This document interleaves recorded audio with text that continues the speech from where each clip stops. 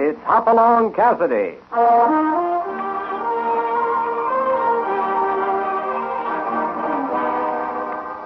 With action and suspense out of the Old West comes the most famous hero of them all, Hopalong Cassidy, starring William Boyd.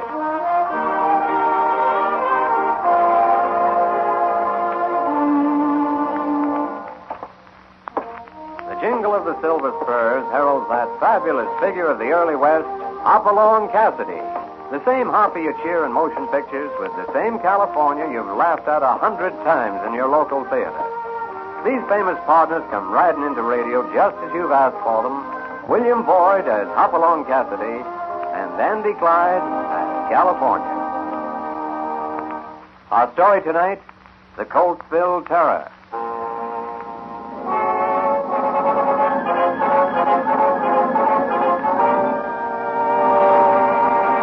It's amazing what a threatening set of weather conditions can do.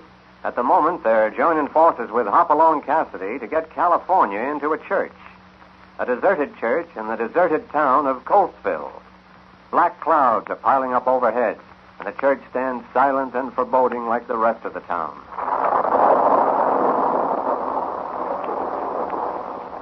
I'll take in the saddlebags. You tie the horses in that lean-to and back. Hoppy, this infernal ghost town is bad enough, but why do we have to pick an empty church to bunk in? Oh, what's wrong with that? Lots of people go to church. Well, yeah, but it ain't the church, Hoppy. It's that marble orchard out and back there. You know how I feel about them things. They get under my scalp and tickle my brain. Just calm your goose pimples, California. No one out in the graveyard's going to hurt you. It's 10 miles back to Fenwell. If we don't get out from under those big black clouds, we're going to have to paddle our way home to the Bar 20. But this concern, Coltsville, not a soul around. All them empty buildings and... You know what I think? I'd be interested to hear. I think you're just afraid to be alone with your conscience. Now, why don't you forget the ghost and take care of the horses while I... Wait a minute. Listen. You sure this here church ain't occupied, Hoppy? I don't know. Let's take a look. Sounds like it's coming from that room over there. Yeah.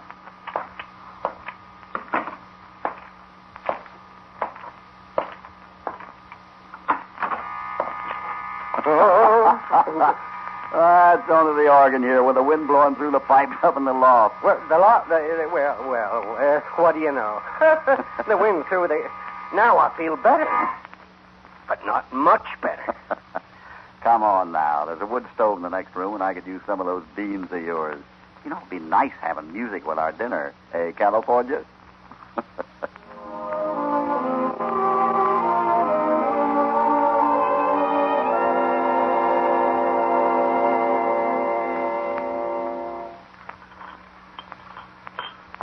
These beans. What a waste of talent, California. You know, you'd make some woman a wonderful wife. Gosh, you really think so, Hoppy? Wife? That's a good one.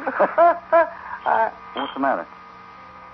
I'm either losing my mind or I'm hearing that organ play a tune. Well, most organs do play tunes. Doggone, stop being so calm, Hoppy. I didn't want to come into this here spooky church in the first place. Oh, would you rather be out in that downpour? Darn tootin' I would.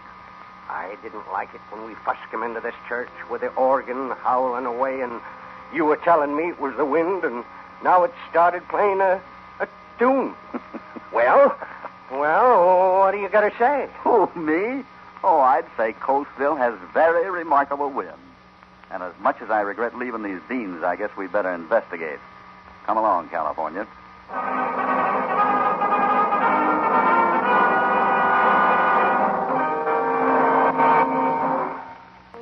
Now back to Hopalong Cassidy and the Coltsville Terror.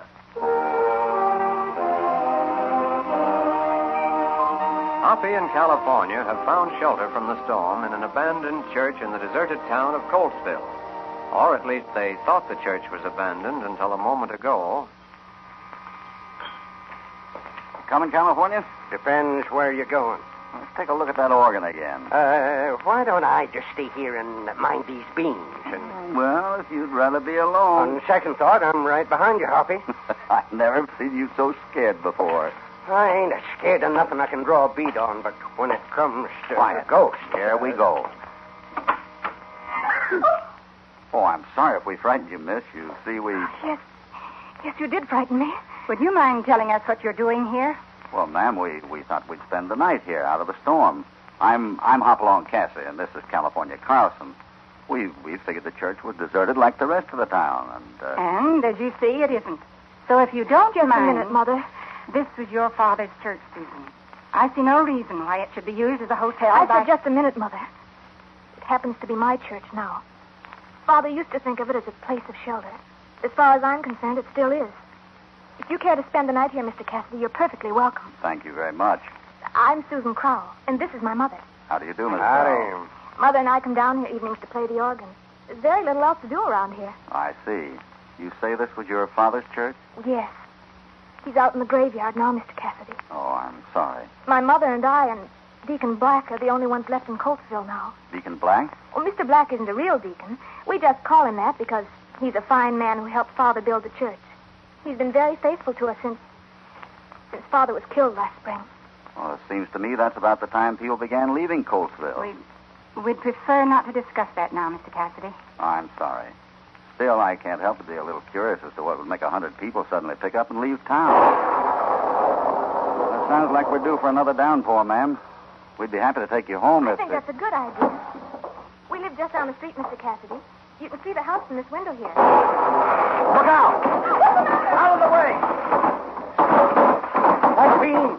The beam, it came down from the loft up there. You all right, Mother? Oh, it just missed me. That thunderclap jarred it loose. Oh, look. It crashed down on the organ bench. Right where you were sitting, Susan. Thunderation. That was a mite too close for comfort. Let me see that. This church is only 2 years old. I don't see how an accident like that could... Wait. Oh, it wasn't an accident, ma'am. What do you mean? Well, this timber's been sawed almost through. I think someone figured the vibration of those organ pipes had jarred loose, so it would drop right on the bench. Why, who would do that? I don't know who, Miss Crowell. It looks like somebody was trying to kill you. Kill me? I think so. Now, why don't you be sensible and tell me about this Coltsville business? But nothing can be done about it now. Well, maybe not. But I'd like to hear about it anyway. All right, Mr. Cassidy. Good. Right now, though, I think the best place to talk is home.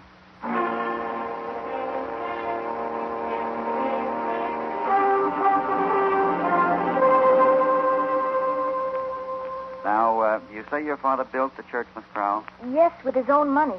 The land was donated by the community. He intended to give it to the people in a few years. And that's when it started, Mr. Cassidy. What started? This feeling of dread and terror. It fell over the whole town like a shadow, and There were shootings, strange disappearances. No one knew who'd be next. Everyone kept their doors locked or moved away. there was no reason for it, no explanation. Only fear everywhere. But didn't you suspect someone? That was the terrible part of it. No one else had any idea who was behind it. Folks became panic-stricken and whispered about the Coltsville terror. Father refused to run away. He tried to get the people together to fight it. Then, 4 months ago, on his way home from church one night, he was shot from ambush. No warning, nothing. I see. Excuse me. Mr. Black, come in. Susan, I have important news. I've just talked to Mr. Riker and, Oh, Mr. Black, this is Mr. Cassidy. Mr. Black? how do you do? Mr. Cassidy and his friend are spending the night over at the church on account of the storm. Oh, what were you saying about Mr. Riker? He was completely unreasonable. Insists the church belongs to no one since it stands on public land. You mean he's going to tear it down, Mr. Black? I'm afraid so. He has no right to tear that church down. My father bought the lumber and built it himself. I told him that. I told him, abandoned or not, it was still a place of worship. I said he was committing a sacrilege. He wouldn't listen to me. Excuse me. You say this man wants to tear down the church? That's right. He's been threatening to for a week. Why? He claims he needs finished lumber for a mine building. Oh, that's a funny reason. There's plenty of finished lumber in Fenwell. You don't know what this means to us, Mr. Cassidy. The three of us, Susan, Mrs. Crowell, and I, have stayed here in Coltsville. We've defied this terror, risked our lives, in the hope that someday the people would return, that there'd be a real congregation in that church again. Yet this This Riker fellow wants to tear it down. It doesn't belong to him, Mr. Cassidy. How can he? Well, it seems to me that's a question for the court to settle. Does he have permission or an order of any kind? Oh, he isn't that kind of a man, Mr. Cassidy. He told me he'd be at the church tomorrow morning with 10 of his men, ready to start. I couldn't reason with him at all. Maybe you didn't talk the right language, Mr. Black. California and I'll be on hand when Mr. Riker pulls up in the morning. But don't you ladies worry. We'll do our best to make him understand.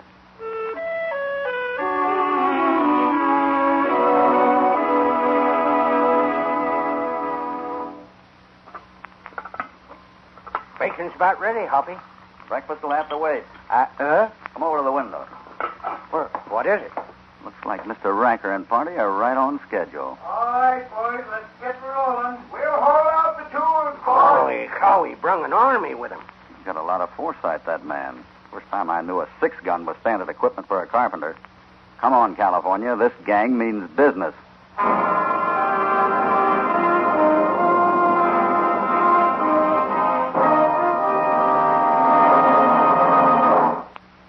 Now back to Hopalong Cassidy and the Coltsville Terror. A violent and evil force has driven away the inhabitants of this little town, and now a gang of thugs from a neighboring town have come to tear down the abandoned church. Hoppy is determined to protect the interests of the late minister's daughter, Susan Crowell, so he and California have been waiting at the church, waiting for Riker and his gang to arrive and attempt the demolition. Hoppy, are we going right up to him? There's a lot of them and only 2 of us. Hey, you 2 men can start tearing down the steeple. You must be getting old if 10 men can frighten you. All right, Hoppy, don't go. Howdy there. You must be Mr. Riker. Huh? Who are you? The name is Cassidy. What are you doing here? Well, we just spent the night in the church. You just made it, pal. Because it won't be here another night. We're tearing it down. You got the owner's permission? I got all the permission I need, mister. This here church stands on public land. It's abandoned. And in my law book, that means she belongs to the man who can best use her. You know, I don't see it that way at all. Oh, you don't? Take it easy, boys. I'll handle this. This Budinsky. If you don't mind, Mr. Riker, keep your hands off on your hips while Hoppy explains. I don't think I need to explain. Mr. Riker knows as well as I do that he has to have a court order to demolish a building. Excuse me, please. Excuse me. Mr. Cassidy. I'm just straightening things out for Mr. Riker, Miss Crowell. You didn't straighten out nothing. That church is coming down, and no one's going to stop it. Mr. Riker, I tried to tell you last And night. you shut up, too, Black. I'm through talking about it. Where's your mother, Susan? She's here, too. You better take her inside the church. Would you go along with him, Mr. Black? Mr. Cassidy, I'm trying to consider Susan's father in this. Rather than have more violence, more bloodshed, I think we should let Mr. Riker do as he wants. Well, what about it, Cassidy? Susan? No. It's not right, and I won't stand for it. That's all I want to know. Come on, Mother. Well, I'll go with you. That wasn't so thoughtful, Cassidy. They're liable to get hurt in there when we start work. Tell me something, Riker. Yeah? What are you really after? You wouldn't go to all this trouble for some second-hand lumber you could buy for $20 in Fenwell. The cattle business is a great game, Cassidy. Maybe you'd better stay in it. Now get out of this town before I lose what patience I got left. I'm not getting out until you show me a court order to demolish this church. Okay, check. That wasn't smart, Riker. Not smart at all. I'll show you who's running.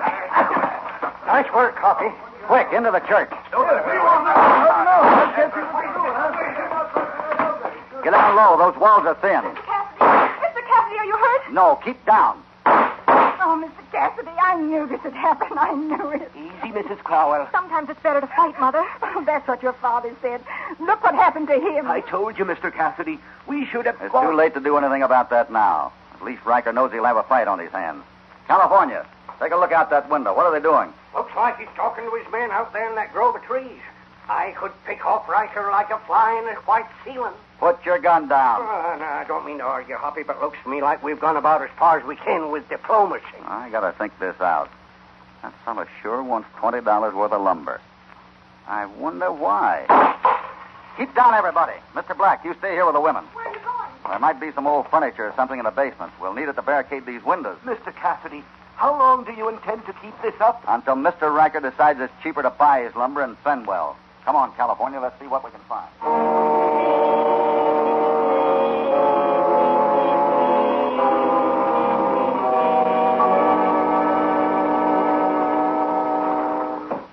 Now, that bench ought to do for the front window. I got it. Now, this thing looks like a bureau. May need some help getting it up the stairs. What's the matter? You smell something funny? I got this bench under my nose. Well, put it down. Yeah. Now. Nope. Don't smell nothing. Well, I sure do. I wonder. Could you wonder just as well after we get this stuff upstairs? I mean, before Riker shoots out all the windows? Wait a minute. I think I know why Riker wants this lumber. Yeah. Huh? Wonder if I could get through to Fenwell. They'd have the records there in the courthouse. Come here, let's take a look out the window. Why, what's heating you now, Hoppy? I can hardly see through this thing. The glass is all... There. I might have known it. They run off our horses. I'll have to steal one. Oh, would you mind telling me what you're talking about, Hoppy? You're going to have to hold the fort alone, California. Give me 5 minutes. Then let go with both the Colt and the Winchester from the south side of the building. Never mind aiming. Just get their attention. What'll you be doing? Stealing one of their horses. I got a date with a man in Fenwell.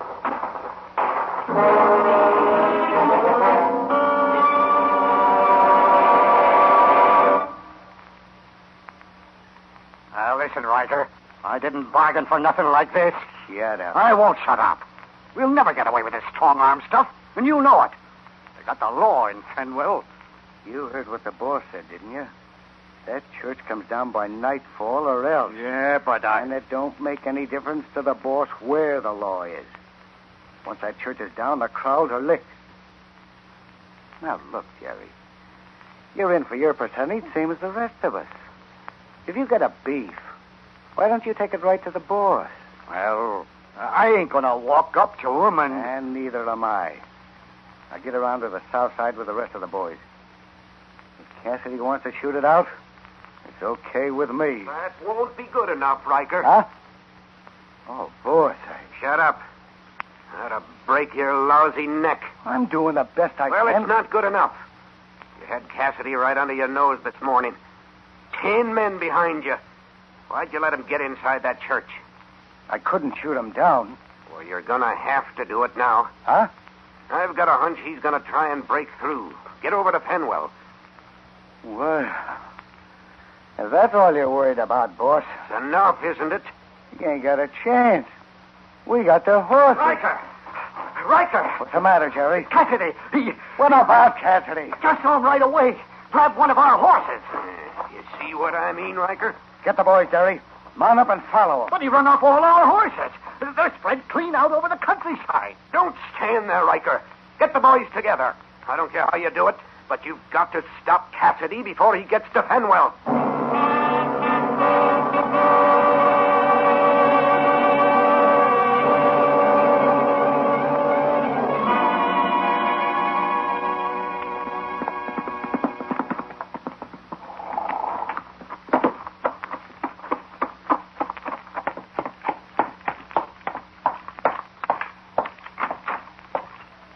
Tom Adamson. Well, Hoppy.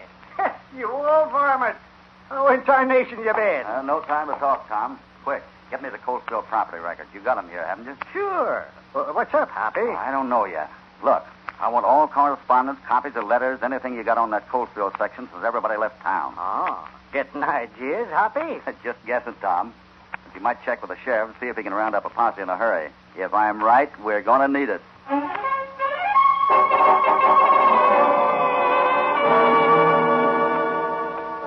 What's up, Sheriff? I'm aiming to round up a posse, Jeff, and do it quick. You mean there's trouble? Not yet, but there will be soon. We're riding into Coltsville. Coltsville? What's the matter, Dad? What are you and the sheriff talking about? I'm asking Jeff to join the posse to ride into Coltsville, ma'am. Oh, no. Dad, you can't. You know what always happens. But somebody's got to do it, Mary. You're all I got left, Dad. They even got my husband, Sheriff. You can't take Dad. But if we could clean this awful mess up, we could move back to Coltsville. Wouldn't you like that, honey? There ain't nobody ever going to clean that up. It's evil and terrible. There's one man that can do it, ma'am. Hopalong Cassidy. Cassidy? He's here? He's on his way into Coltsville now, alone. That's why I want to round up this here posse, quick. But why in tarnation didn't you say so before? What do you say now, honey? Don't just stand there, Dad. Get your horse. Why, if I didn't have on a skirt, I'd hitch up to a horse myself.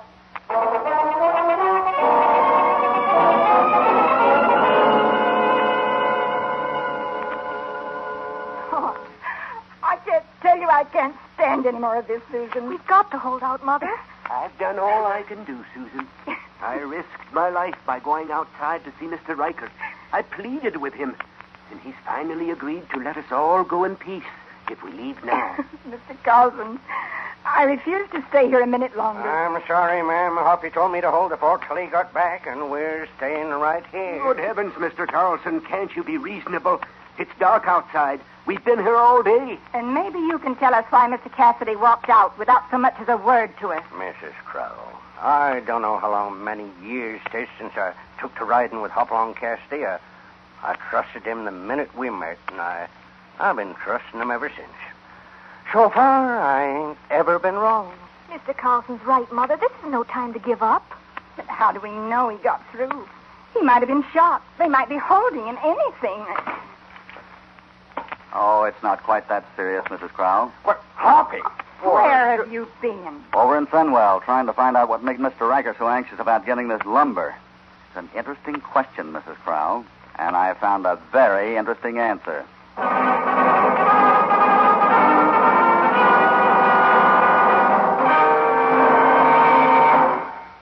Now to conclude the story, the Coltsville Terror. Hoppy has just returned from Fenwell. Sure now he has found the answer to the riddle of Mr. Riker's lumber, and the answer, too, to the terror that has struck the little town of Coltsville. What do you mean, Hoppy? What about the lumber? It wasn't the lumber. It never was. Then what is it, Mr. Cassidy? Why? A few minutes after I got to Fenwell to look at the property records on this land, the stage pulled in. There was a man from the east on it, a fellow named Edward Hines. Anyone ever heard of him? No. Well, I had a talk with Mr. Hines. I found out that all the land in Coltsville, except for the 20 acres of church property here, had been bought up by one man. What? I thought the land was worthless. Well, this one fellow didn't. He planned to sell it to Mr. Hines for over $100,000, provided he could deliver the property on the dome itself. Dome? What's a dome, Hoppy? It's what the church sits right on top of, California. An oil dome. So rich that the oil is seeping into the basement. That's what I smelled this morning. Well, doggone it. And who's been buying up the property? Well, it's been bought in the names of a dozen men. Most of them in that bunch with Riker, working for a percentage. But there were private arrangements between them and the fellow they called the boss. And this man was responsible for what happened here? Of course he was. He's the kind of a man who will stop at nothing. Murder, robbery, terror. That's enough, Cassidy. Mr. Black. So it was. Never mind that now. Put out. Hoppy, you hurt? No, I'm all right. That second one did it, California. Oh, me. Well, I think Mr. Black's career is about over. Is he dead? Yes, Susan. The deacon. I can't believe it. Neither could I until I saw it in black and white. What about Riker? They got to Fenwell just in time to meet the posse. Well, looks like you got a job on your hands, Miss Susan, convincing the folks who left town that Coltsville wants them back, only this time to live in peace. I don't know how to thank you, Mr. Cassidy. Then just forget it. I like doing favors for people. Hoppy. What is it, California? As a special favor, us being partners and all. Yeah? Next time we get caught in a thunderstorm and we run across an empty church, what do you say we just get wet? All right.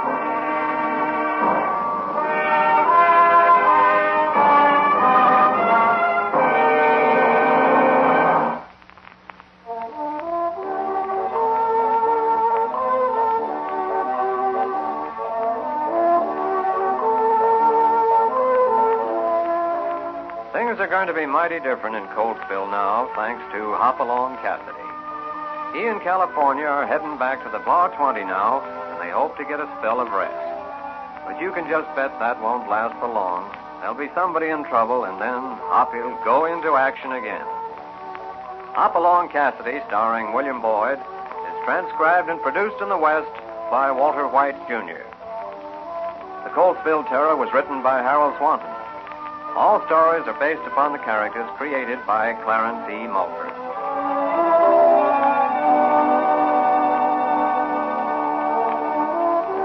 This is a Commodore production.